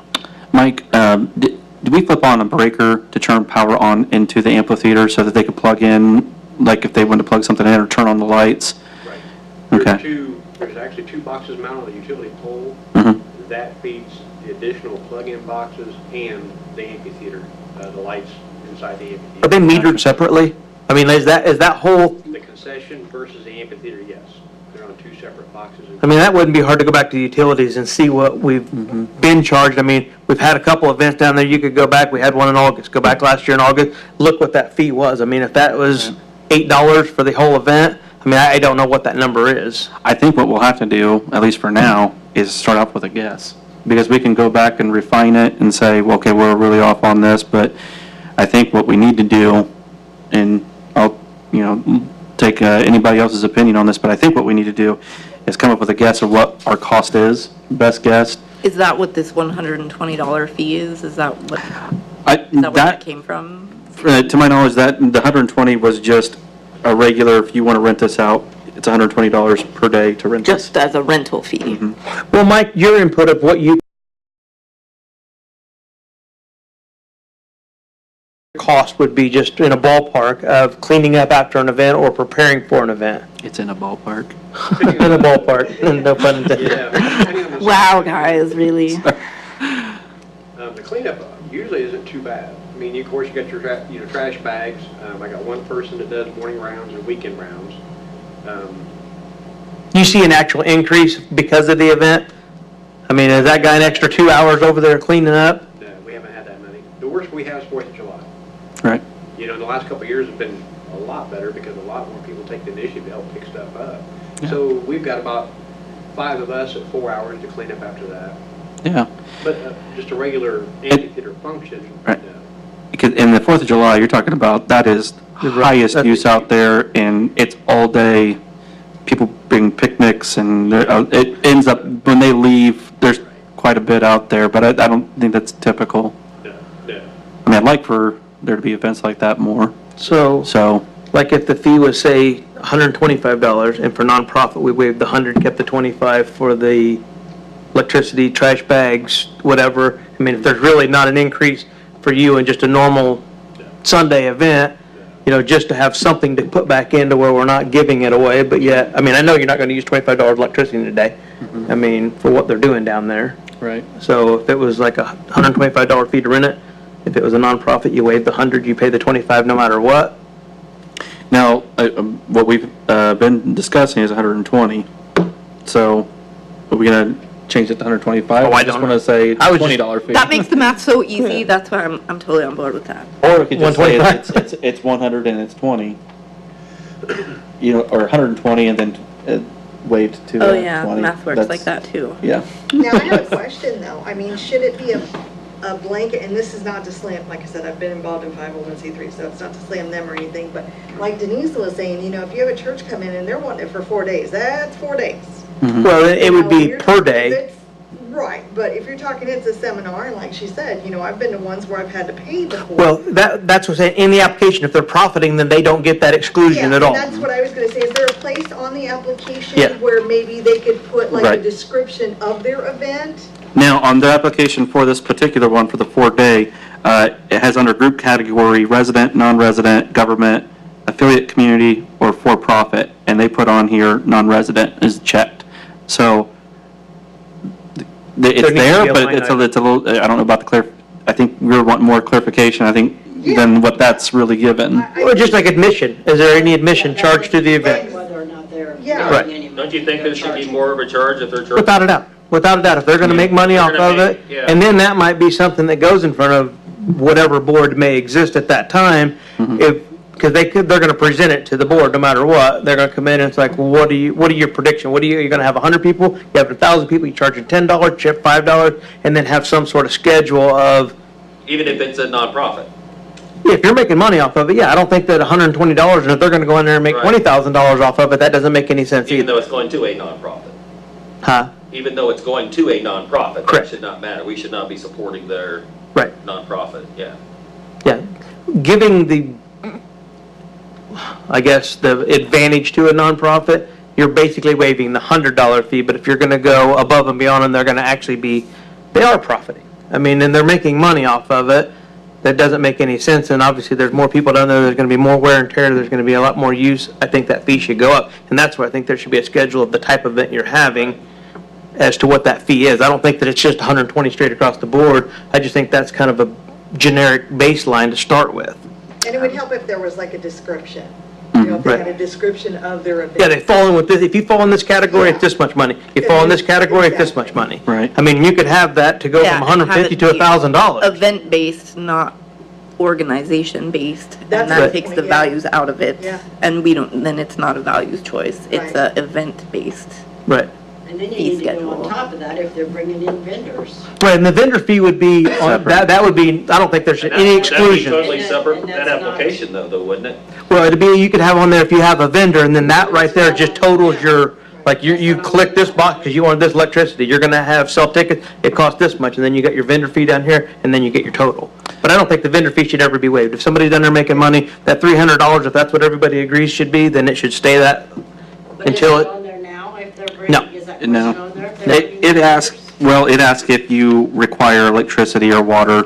It asks if you need those amenities, but it doesn't specifically say vendor. no, it's a vendor or somebody just wanting to plug in a PA system to make an announcement. Yeah. Right. See, they can You know. bring in vendors and plug in, they may say, yes, we need electricity, and then be bringing in 2 or 3 vendors and. Right, and it needs to be very clear on there that if you are a vendor, you are getting charged, and that's where a park board member to kind of monitor, like as you were talking about, they go down there and it's like, hey, why are you guys charging a fee down here? You know, or why are you hooked up a vendor thing? You don't have that listed here. You have power. That means you plug into something, not your food truck. Right. Well, It's Needs to be a kind of little hard to go specific. back after the fact, after you've already got a vendor's trailer in there and say, hey, you know, you need to write me a check for $300. It's kind Well, of hard to do. I mean, Well, they have to have the parks actually go out there and flip the switch to turn these amenities on. yeah, they too. can't get the water or the power without them going out and actually turning it on. I don't want to make this more complicated than it is, but I'm trying to follow. You're saying if they hook up to electricity or water, then they have a vendor fee? If they're selling stuff to make money, because Selling obviously you stuff. wouldn't turn It doesn't water matter on. whether they're using, because someone could come down there and just sell candy bars and pop and not even use electricity, but they're Right. still making a profit. Right, yeah, and if they're that's selling true, stuff, even if they got, like I said, if you're selling Right. Matchbox Regardless of whether cars, they're using electricity. right, Matchbox cars, you're gonna Right. still get charged because you're down there profiting from the facility. Mike, do you recall, and Kent, you might recall too, the 120 was told to me that that's what the daily fee was, but was there any other fees, like, did they discuss other fees besides the 120? Either you recollect that? I don't think this is a fee, but I think there was some discrepancy on liability. If there were so many, they had to get liability, and maybe at one point, Yeah. someone thought they had to buy the city's liability. Right. Or they had to go out and get their own liability insurance and prove to the city that Right. we've got liability insurance. Yeah, on the rental form here, they do have a questionnaire where it says groups over 50 are requested to fill out the special event questionnaire. So it looks like 50 was that breaking That point. number, That, so yeah, you didn't have to have proof of liability if if it was under 50. But then I'm inferring that because there is that point made on the form that you have to fill out more if it's more than 50. I don't think there were any that I remember them discussing. It was just whatever fee they decided on, and I wasn't at the meeting where they decided the 120, but Gotcha. Yeah, I think that was just a number through the wall, see if it stuck, and there was never any definition of how it actually worked. And that's kind of where we're here today. you know? Come up But with a again, baseline and we could start change it out. Yeah, baseline, you could change that at any time. Without a doubt. You go down there and you figure out, like, this is way You more don't work want to have than, it too much that no one wants to, Right. 120 is reasonable. You don't want to have it too much that Right. people don't use the facility. You Right. want it used, so. but I feel that if we are gonna agree to a 501c3 getting a discount, not saying donated, I think that there still ought to be some money left back to cover just general maintenance on it, and, I mean, light bulbs and whatever else. I mean, you're gonna have a cost. Right. And this is, it's kind of like the pavilion too. They could be used anytime, Right. but if you want it reserved. Right. Last summer, I thought it was neat, I don't know how they had the electricity on, but I had some of my former students down there that had themselves a little movie theater. They went down there and there was power, I don't know why the power was on, there was only 6 of them. But in a way, they were used, I mean, obviously people, I see people down there using it, but they're maybe not, Right. you're not Well, going yeah, to that's- charge. Right. And that's just like the other pavilions where, you know, people go and they hang out in the pavilions, but if they want it reserved and they want to know that they have that for And they want a the reunion or electricity turned on, something, of course. right? Hopefully, it's always turned off unless they're, Right. Yeah, absolutely. So, So we agree it needs to be where are we modified a on little this? bit. Well, it sounds like we still need some data. We need to update an application. If we need to make a decision about baseline prices, right now, we have $120 and $20 that's been thrown out there that seems to not have any opposition from people that are here. So I think we might as well go for that. And when we get the data that we've been talking about, if we need to adjust that after the fact, then we'll do it. And so, go through that one more time, to make sure I caught all this. What you're saying here is that the 120 with, for a established 501c3 or nonprofit, I don't know how many other versions of that there are, that they could get it discounted to $20. And then, They get the discount of $20. so it's still $100. I thought it was. Oh, no, wait, no, we keep the 20. Yeah, sorry. Okay, so it's $20, that was the. We made the math easier. okay. And I'm sorry, that, I'm stuck on that because it makes it easy in my head, but is that, I'm fine. I just want the city to cover costs. Gotcha. So we're going with $20 for right now until data shows me otherwise. right, and then we're talking about vendors, and I think you made a good point there, Kent, about, you know, they could be down there selling cookies and not have any kind of hookup, they're still selling it in profit, and we do want some numbers as far as when they are hooked up to the utilities, what kind of costs we're incurring with that. Do we have like a baseline? I would say $300 with the hookup. I mean, that's what you've done in the past, and that seemed to be okay. You've talked to people. I think without hookup, $300 is not reasonable. No, that's what I'm saying. With hookup, like he said, that's typically $1,000 for an event, $300 is more than fair. And then maybe it's only $100 or $150 for a just going down and selling your cake goods. Yeah. When you're not using any water or electricity. Yeah. Now, and the caveat of that is, you're talking about a typical fair, which is multiple days, is typically 1,000, and that the 4th of July is a big one-day Right. event. So, you know, a vendor selling at the 4th of July can definitely make good money doing that. It may be Which 300 is also- too high, I don't know. But Well- then, I mean, you Which have also brings someone up for this another 4th of point. July yet? What's that? Do you have anybody for this 4th of July yet? Because I know they put. I believe we do, and that's another thing too. I mean, ask We've the already vendors, told. I mean, if they're good, I mean, you want to have someone down there. You're not going to go down there. The city's not going to go down there. well, he's already asking that fees, So- they said that so you- they don't question that. $300 is not a big deal. $300 is not a.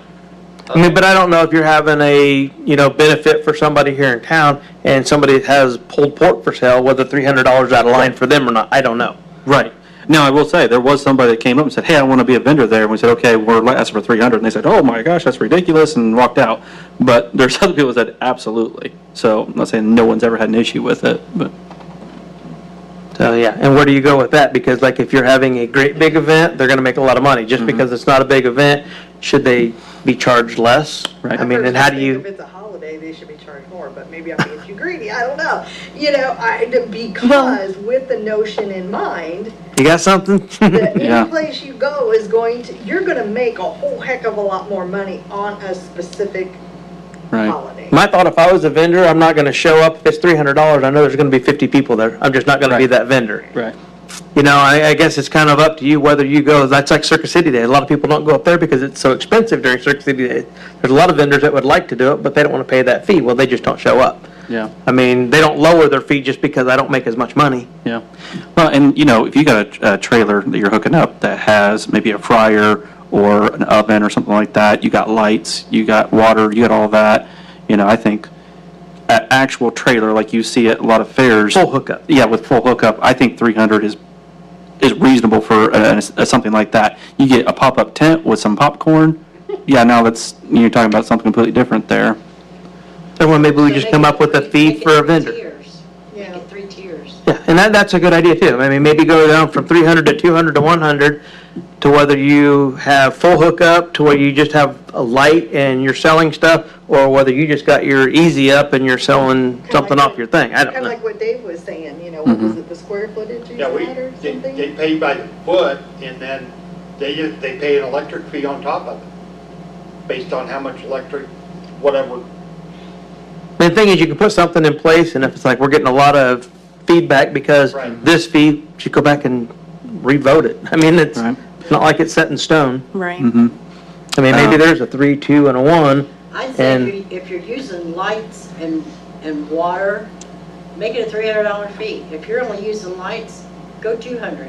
If you're using neither one, just charge them 100. I agree with that. That It sounds just makes it totally really reasonable. simple. Right. It's a good starting point. I mean, if you get a lot of people barking at the $100, maybe that fee goes to 50. You know, or if nobody complains, you leave it where it's at, and maybe we find out we need to charge more because Or we got the whole somebody facility comes filled. down here and sets up a lemonade stand during 4th of July, Well, give me 50 bucks. your roadside fee here, I think, is $75. Idea. Yeah. For my house. Ice cream on 4th of stand. July. I'm gonna put hot dogs That's right. out there, Kid, and I I'm not said gonna pay a some- fee. some Kid, is what I said. Have you met Kent? He's kind of like a kid. I do make homemade ice cream for my students to stop by. It's free though, I don't charge. So, does anybody have any issues with that? I mean, the $100, $200, $300? I think it's a good starting point. I mean, Yeah, I mean, like I said, I think we got to kind of just take a shot in the dark tonight and then go from there and adjust. So we have 120 is a daily, $20 for a nonprofit is what they can be exempted to. Vendor fees for full hookup, $300. For one utility, either water or electric, it's $200. For no hookup, it's $100. So, there was one other thing that you were wanting to try to get hashed out on that part of it too, wasn't there? The only other thing that I see is are we gonna keep the 120 no matter if you get full facilities? Because if you're using like all the power, have access to that, how would, well, I mean, if there's you're gonna have a another issue band. too, the restrooms too, because I know on the forms it asks if you need the restrooms open to you or not. are the restrooms open typically anyway? They're open every day till about 9 o'clock at night. I lock them up at night. Okay. So, I that mean- shouldn't be Back an up at issue. 7 in the morning. I was just Okay. wondering if somebody come in to, like, I don't think the 120 is out of line, like you said, you have a family reunion, you're gonna pay that to wherever you go. Right. But if you're gonna charge, like admission or something, we gotta come up with another fee besides the 120.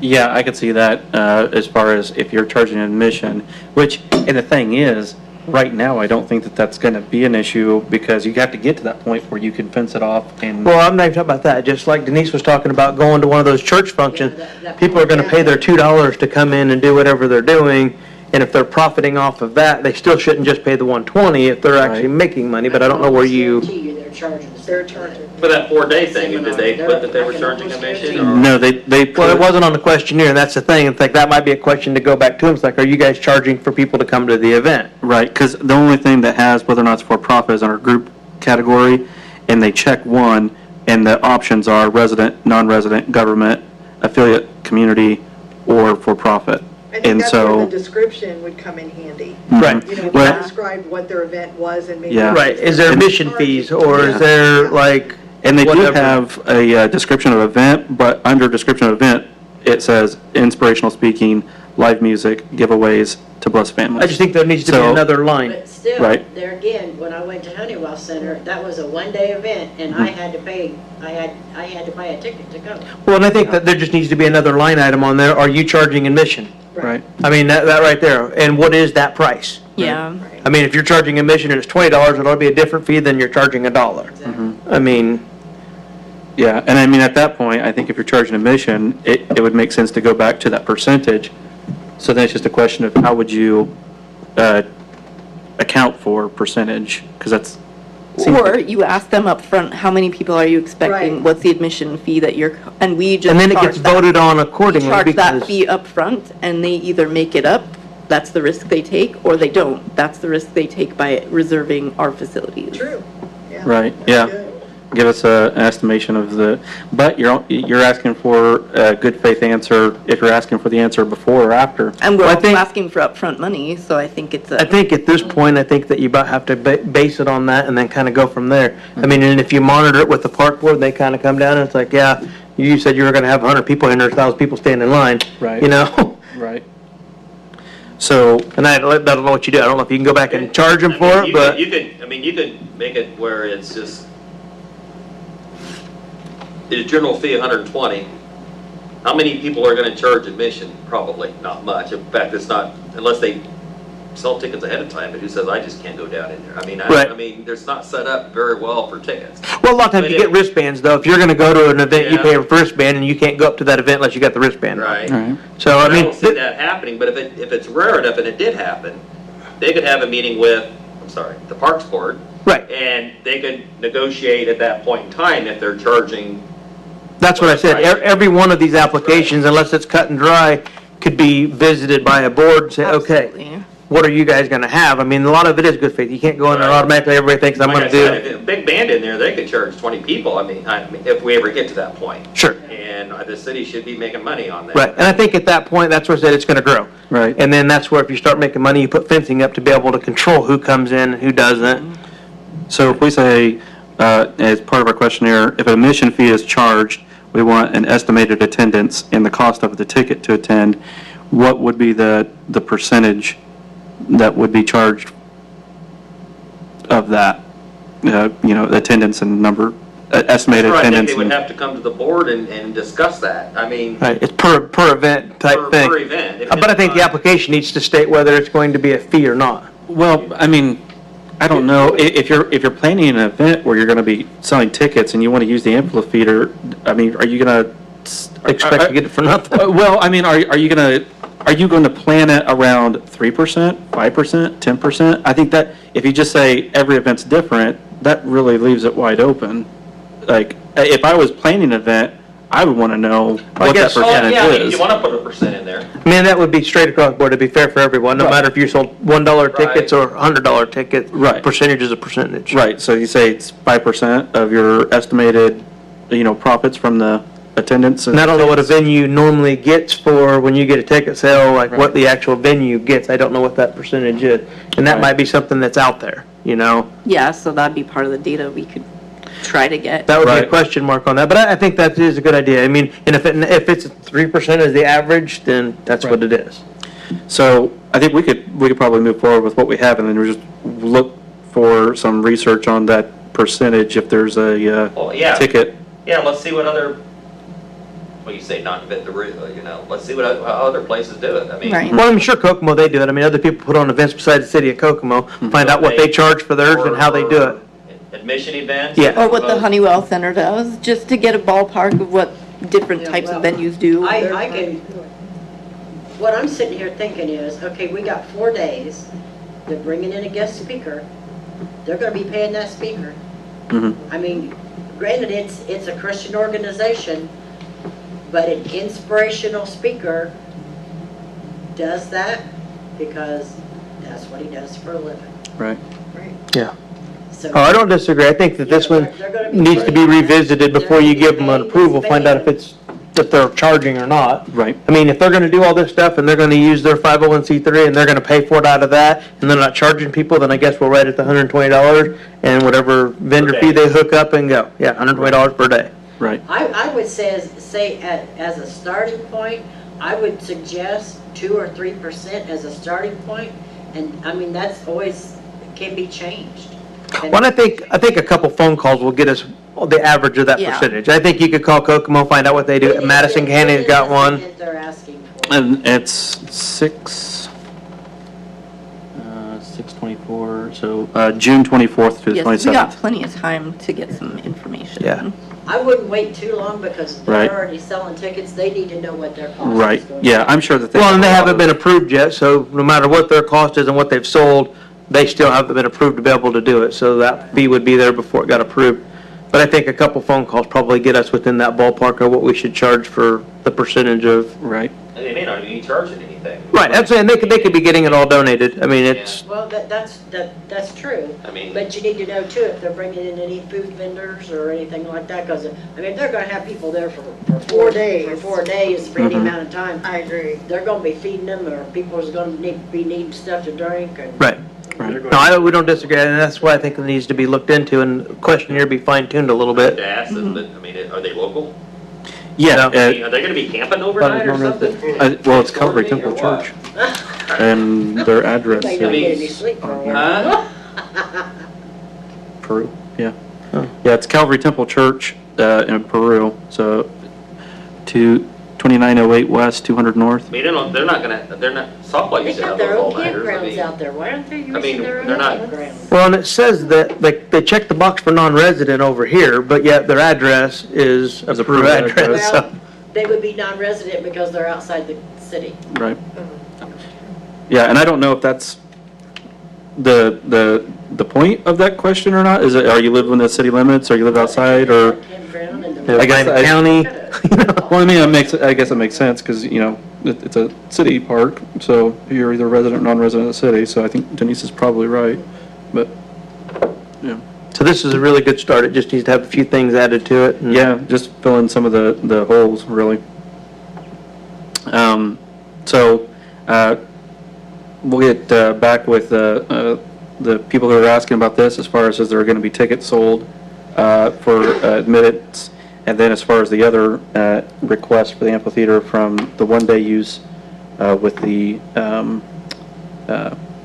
families of the prison workers. Right.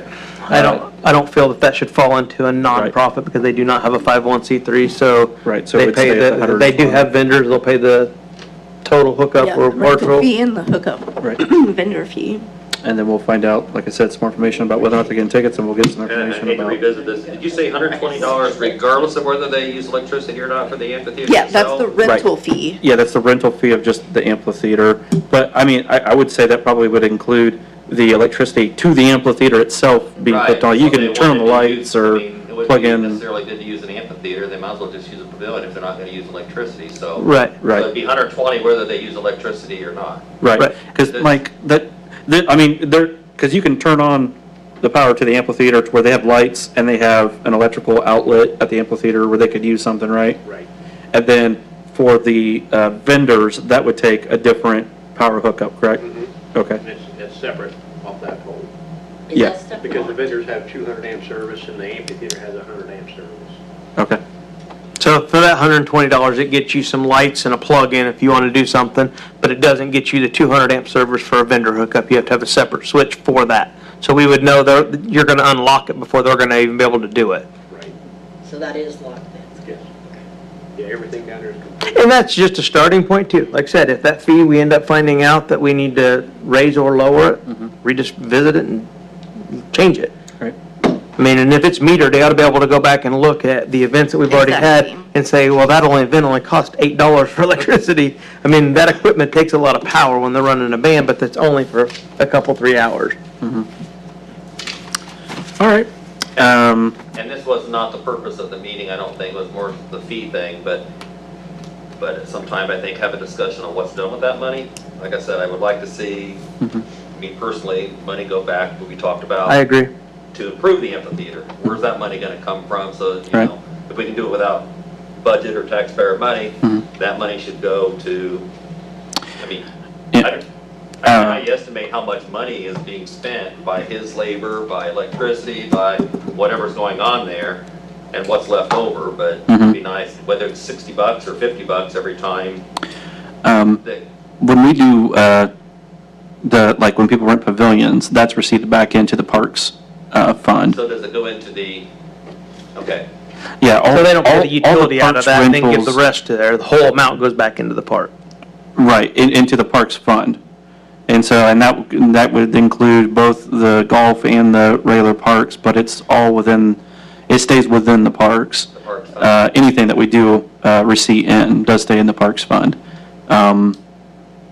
So, I mean, in theory, you kind of are getting that cost because Mike's costs and his labor all come out of the parks So the fund. $120 is not gonna be going into the general fund? No, no, It goes into the park Park fund when they fund. pay Right. that, or whatever the fee is? The vendor fee and all of them. right. Because all of the pavilions now, when people rent them, that money goes into the parks department. So there ought to be a decent, I mean, if this starts to take off, that's a decent amount of money for every event that could go into a, But then you'd have to, if you wanna take advantage of that, you'd have to take money out of the parks department then to improve the amphitheater itself. Because my thought was, if it was like, part of that money went to a non-reverting fund where just a certain percent that can only be spent on the amphitheater because that's what it was used for. So if you needed to add more lights or, Right. I don't, does that make sense? I don't know. Yeah, and there is, There's an account through the community foundation. for yeah, the amphitheater. there's, was it Friends of Amphitheater, Peru Amphitheater, what you call it? Right. Peru, First Farmers Trust Amphitheater. They can donate to that, and it's through the community foundation. Right. but I do agree, I think that all of the money that's made down there should go into something to where the park board or whoever Right. create, this is what we want to fix first. And when Right. that money's there, you spend it, you fix it, and then you move on to the next. Yeah. That way we can continue to grow with I it just think because, there's a non-reverting fund also for the golf course, but that money I think is supposed to go to improvements on the golf course. Right. So this money is being raised by the amphitheater, then the money raised should go to the amphitheater, whatever Right. needs to be done there. Right. So, and I know Tish isn't here. I don't know if Lori can speak to this, but it's also putting more work into like the paperwork, adds levels of paperwork, and you gotta look at, is it easier to just say, you know, this money's going back into the Parks Department, and the Parks Department has this much money in reserve to do these things, or do we want to set aside and set up a separate account and then do separate accounting and do a percentage into here? It sounds good. I think logistically it could end up being a bit of a hairy mess. I think it might be easier and more streamlined to just say it's going into the Parks Department, it's coming out of Parks Department. But that's for Well, and you You're another- could- in an area that you couldn't teach me, and that's budget, and I still don't understand. And there's plenty of line items where that money is gonna get trailed, so we'll know exactly where it came from and where it got used Right, for. It's right. not gonna get redistributed to somewhere that it wasn't supposed to go. basically that amphitheater's credited this much money. We can look by the end of the year, this much money went into this fund, that much money can be Right. taken out for that. Yeah, Exactly. they can look back at the receipts and say, the amphitheater has brought in Has this much profited money. this and much so money in this year. We really should be giving that money back to it. Baskets of socks, doesn't it? Mike, was there anything else I know you mentioned the Davis, shelter, Davis Park. Yeah, just that Rotary Club, get some ideas, and then we'll get back with that Coleman Beckley, call him tomorrow. Mhm. And keep it going. I've already went in and took care of the Sandy Chittum and the Day of Caring, so we're gonna get that going. The other thing is, as far as the amphitheater area, we kicked it around about a year ago when it first come about, was like the amount of tables, if somebody would want, depending on how many people they had, and porta pots. Because the restroom facility won't handle like And- 4th of July. And the ones that I've helped with down there, I've even told them, it's like, you know, you need to get porta-john. Don't rely on these, put porta-johns over there. People don't even know they're over there. It's not well lit enough to know that that's the restroom. So every event that I've been involved with, I've had them go ahead and rent the porta pots. I would say that if somebody's organizing an event that the existing restrooms can't support, then it's really on them to say, we Yes. need to rent porta pots as part of our event. Have to. I mean, the city does that a lot, and next thing you know, I'm getting blowed up on the phone all weekend. 24/7, they plug the toilet, plug the toilet, plug the toilet. Right, and it might be something that gets put on here. If you have more than this many people, you need to provide your own porta Put that pot. on there, Yeah. because, I mean, Because you don't know coming into it whether it'll hold 1,000 people or not. You don't know what the restroom facilities are necessarily. I mean, looking at the buildings, multiple toilets could be in there, but obviously you have had problems. Yes. well, I know the one movie night, we had 100 people, and that restroom supported it until someone, I think, someone plugged it up or something, or is that what happened? Plugged it up. And that you can't keep from happening, or, Hard to babysit, yeah. Yeah, Privacy Act. Yeah. right. It is what it is, but So far as the Davis Park thing, you're gonna help work with them on some ideas, or are you looking for ideas, or? I'm basically help with them because the other thing we have left down to do is that basketball court. And of course, they can't really do anything with that. So it's smaller projects that they can do hands-on. You know, last year we went down and the tree planting, we set the trees and stuff in, they helped shovel the dirt back in, helped us water them up the first time. Painted part of the pavilion, we still got the peak to go. And I'd like to still go ahead and do the electrical and the conduit on the inside so it's prepped for that. To supply electricity to that later. And then like put the ceiling or something in. So those kind of projects they can do. But the way Coleman Beckley told me that depending on my funding, they would see if they could help or match or work with me. So they asked where we stand on that. Okay. So you're looking for some matching funding for some of this? Is that what you're thinking? Well, yeah, But you gotta pick a project first, correct? right. And I got to work with him to see how many volunteers he's coming forth with, what kind of funding, you know, would you have, so I see what I can match to pick out what kind of a project to do as far as what's there to redo. Everything else has pretty much been done, but the big ticket items. Yeah, but you don't wanna turn them away either. Exactly. Yeah. And I talked to him about it last year, and then Sandy come across with the trees, so that worked out pretty good. Mm-hmm. But I even told him then, I mean, things are slim, Right. you know, and then he started seeing it, but Right. it's hard. Yeah. And, you know, in discussions about projects and whatnot, matching, off the top of my head, and to say what we have available, whatnot, you know, I'd be leery about looking at projects where our matching is going to be more than 5,000. Right. You know. Yeah, I basically always looked at the grant figure money, Mhm. about where I capped it, basically. Right. And I never would, you know, go above that. Yeah. Is the lighting and everything good down there? Is that all taken care of? I mean, is that something that there is no lighting at all? No, there's no electricity at all in that park at all. I mean, on the park itself, is there like lights off of the city telephone Security pole? lights, yeah. Yeah, we got security lights down there. And there's one dead center of the park right there beside the pavilion. Right. I like them LED lights. Yeah. So does the city. Are they the one, is the Park Drive Livermore now? Yeah, it's LED. Cause huh? That's LED. Because I looked down there and I said, this looks different. I said, well, I can see down in there now. Yeah. And it's, I noticed the first morning, I got there about 5 o'clock and it is lit up. I like it. Yeah, Yeah. utility donated. They Oh, donated. that's awesome. Oh, nice. That's awesome. Nice. Are those the one, they've got one on Straw Town on, that Tom Lennon tried to get him to put in, that pointed onto the golf course? By his house, it's really bright. It lights up. Yeah. Well, we want to wrap up tonight, so is there anything else pressing? Okay. Like I said, I'll get back with the folks and get some more information, and we'll do some final decisions next meeting then.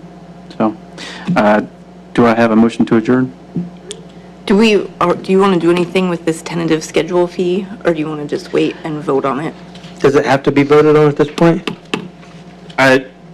We could go ahead and vote on it, and as far as this part of it, we still have a question on the percentage of the attendance or the tickets, and then also above a certain amount of attendance requiring a porta pot to be rented. How would you guys rather do it? Just vote on everything all together, or do you want to? I mean, there's nothing that's pressing to where we have to take anybody's money before the next meeting, is there? I don't think so. Then I think we can just hold off and just do it all in one shot. Okay. Okay. And if anybody wants to call and like ask about percentages of what they charge, feel free and relay that message back. Right. Yeah, no, thank you for being here Yeah. and for hanging in there for a 3-hour meeting. Yeah, absolutely. Thank you, guys. I appreciate that. All right, do I have a motion to adjourn? So moved. Second. All in favor? Aye. Aye. Thank you, folks.